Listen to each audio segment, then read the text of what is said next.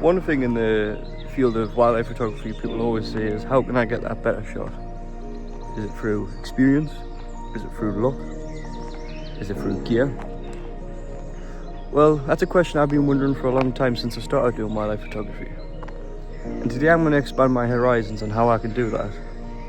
I'll be speaking to hobbyists just like myself, and people on the other end of the spectrum who go out every day, they know all the spots, they know all the calls, then especially they know how the animals work.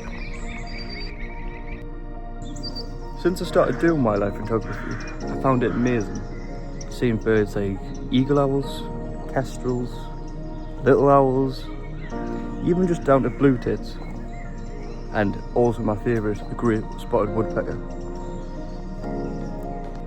But since I started doing it, I've got immense frustration at the same time. And I've been taking shots and it's been blurry or soft, out of focus. And it's frustrating. And I always took the frustration out on my gear. And then I bought new lenses, new cameras, filters and all that stuff. And it never seemed to better my photography. And that was all down to just how I photographed.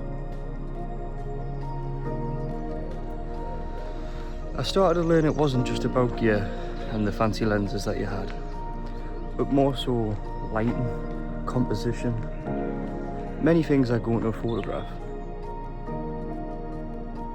The man we're going to be speaking to is Richard Bouve. Now, Richard's a very close friend of mine.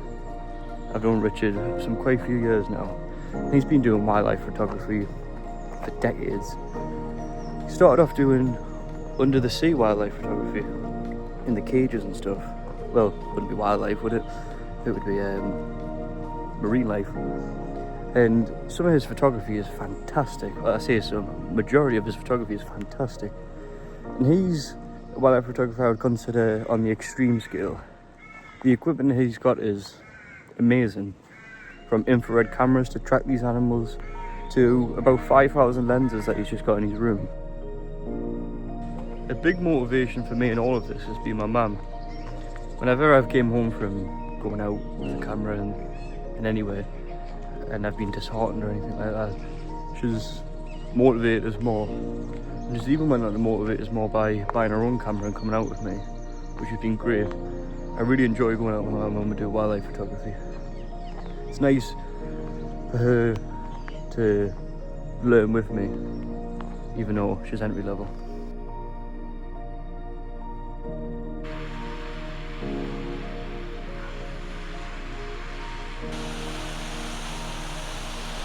Today we're at a place called Jackie's Beach where we've obviously been caught in the rain, and we're going to be meeting up with a hobbyist photographer who happens to be my mum.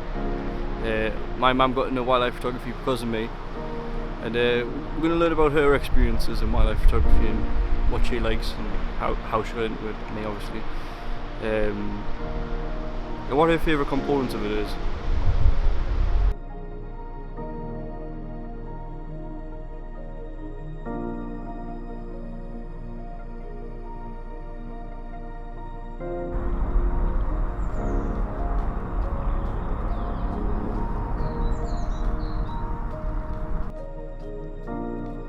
My name's Kirsty. I'm a mum of 3 boys and a nanny to 1 little girl. My hobbies are wildlife photography, going for walks, sea glass collecting, arts, crafts, anything like that really. I started wanting to go out with a camera when my son got into photography and was going out, and I was going, oh, take a picture of that would be great, take a picture of that would be great. He's going, oh, I'll take a picture of whatever I want. So I thought, you know what, I'm going to get my own. So I went out, got my own, and now I take pictures of everything I want. I like landscapes and the little pretty flowers and things like that I see, where Sam likes to take pictures of like big birds, and he's a lot better than me. I'm entry level.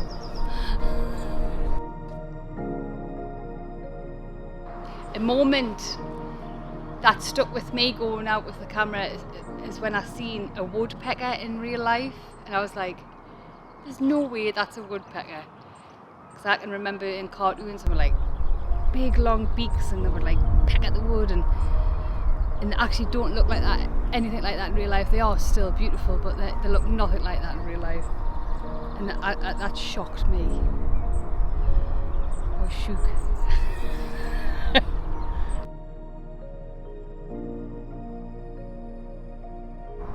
Every time when I go out with the camera, I never really set myself a goal. I just think, well, if I get one decent picture, it'll be enough. I just like to go out in the fresh air, see what I can find.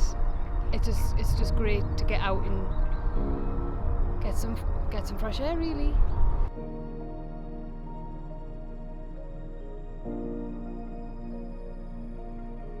This is one of my most favourite spots. Walking distance from my house, Jetty's Beach. The wildlife you see down here is unbelievable. Birds, dolphins, seals. I'm not sure what seals they are. I'd have to have a look at that later. The stones, so every stone's different, tells a different story. The house bricks that are washed up from old Marsden village. It's a beautiful, tiny little hidden gem.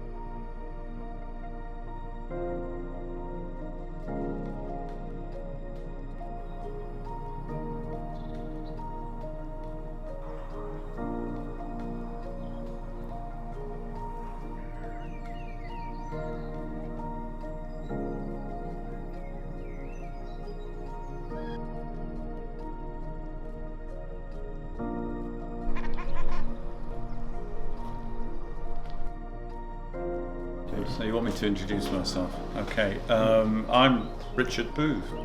Yeah. And I'm an amateur wildlife photographer. I think it started really, I used to do a lot of travelling around on holidays, and some of those trips involved going to exotic places, and I always like to take a camera on that. So I really class myself as a travel photographer to begin with, but on some of those trips I also had the opportunity to photograph wildlife, and I enjoyed that. And then after I retired, I joined a camera club, and that introduced me to a whole load of genres of different types of photography, and I really discovered that I wasn't that interested in taking pictures of architecture or people, but I did enjoy nature photography, and in particular wildlife photography, and it's developed really from that. I suppose the type of photography I mainly take is probably of local birds, and that's dependent really on the season. Autumn you get lots of wader birds coming in. Spring you get the migrants appearing. I suppose overall the birds that I most enjoy taking pictures of are owls, in particular short-eared owls and barn owls, of which in the winter we get a lot of short-eared owls that migrate off, either come across from Scandinavia or they come off from the moors down to the coast. So I enjoy going out looking for those and photographing them. Yeah, so I used to do a lot of underwater photography. I was very lucky that I used to be able to travel a lot, and I used to take my underwater photography kit with me.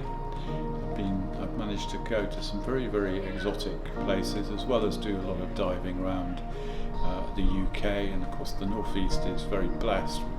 We've got Farne Islands and St Abbs, which is just up the coast.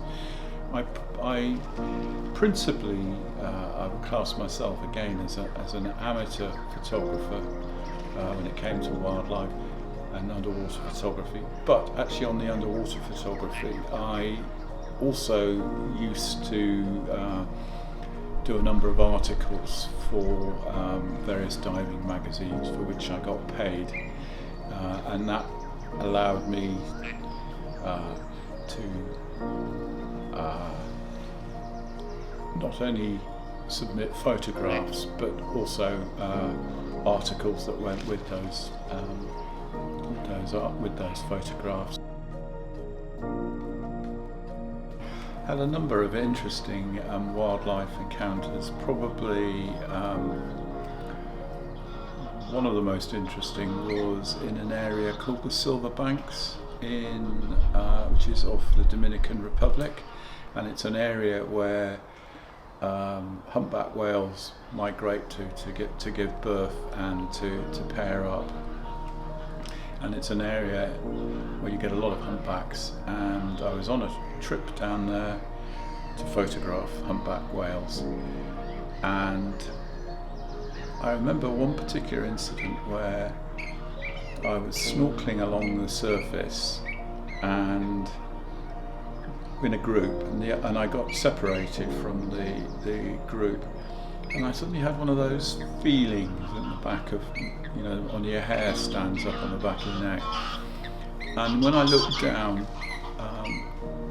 there beneath me, a few feet beneath me, was a humpback whale on its side, and there was this eye looking up at me, floating above, and I suddenly realised how small I was compared to this large humpback whale that was there, motionless just below me. And there I was looking into its eye, and it was looking up at me, and you could see the sort of almost the life and intelligence, and realised it was analysing me. And I very quickly reached down with my camera, and it was a film camera, it was an underwater camera called the Nikonus, and I fired away and took some pictures and then fled as fast as I could across the water.